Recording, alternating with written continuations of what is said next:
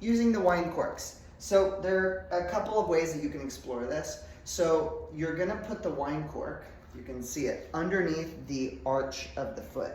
So explore your different options. You can insert it straight in so that the cork is facing the cork is facing the outside of the foot. You can also explore placing it lengthwise so that more surface area of the cork is underneath the arch of the foot. Figure out what either feels manageable or what allows you to access more. Eventually the goal is to be able to do both. And your goal is to have that cork in a position where you're still able to ideally keep as much of the ball of the toe on the floor as possible while the heel is on the floor.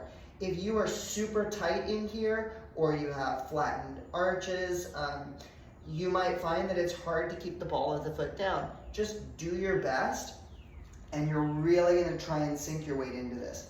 Unfortunately, there is no way around some degree of discomfort in this if your arches are really tight.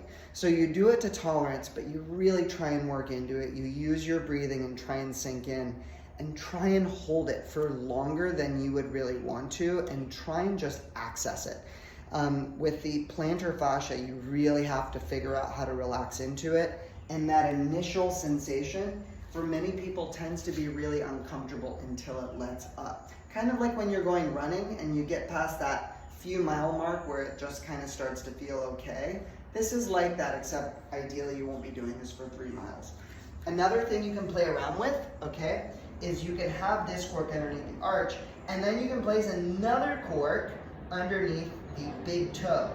And this is another really interesting way to access it, because what this will do is this will press more weight into the ball of this foot, and it'll also place more weight into the arch of the foot. So it actually intensifies it a little bit. Eventually your goal is to be able to explore this while doing some type of practice, whether it's standing on one leg or doing a yoga posture or something like that to help you access the bottom of the foot more thoroughly. But for right now, just getting comfortable with putting weight on it and getting into it is a good place to start.